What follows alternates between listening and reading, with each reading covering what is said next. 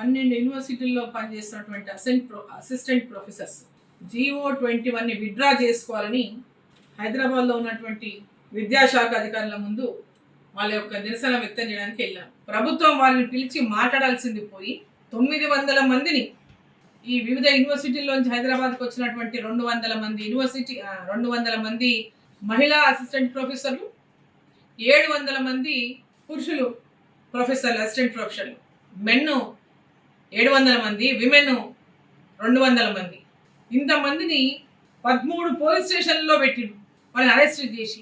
అంటే ఈ రాష్ట్రంలో ఎంత అంటే ఈ రాష్ట్ర ప్రభుత్వం గతంలో మనం కేసీఆర్ని చూసి అనుకునే కేసీఆర్ని విమర్శించుతున్నాం.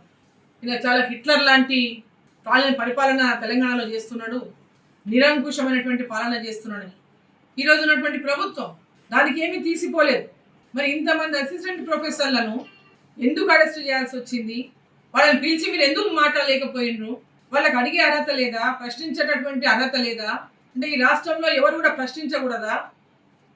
ప్రభుత్వం దృష్టికి తమ నిరసన ద్వారా తెలపాల్సినటువంటి అవసరం లేదా? కేవలం మీరు ఒక నిరంకుశమైనటువంటి పరిపాలన అందిస్తున్నటువంటి మీకు నిరంకుశంగా వివరించదలుచుకున్నారా? మేము ఏం చెప్తే అదే మమ్మల్ని ఎవరు అడగకూడదు, ఎవరు ప్రశ్నించకూడదు, ఎవరు మాట్లాడకూడదు, మేము ఏది చెప్తే దానికే తల ఒగ్గాలి, అందరు తలలు ఉంచుకొని పనిచేయాలి. ఇది తీవ్రంగా నేను ఖండిస్తా ఉన్న వాళ్ళ అరెస్టుల్ని. వెంబడే వాళ్ళందరినీ విడుదల చేయాలి. వాళ్ళ డిమాండ్ల పైన వాళ్ళతో చర్చలు జరపాలి. చర్చలు జరిపి ఈ సమస్యకు పరిష్కారం చూపాలి.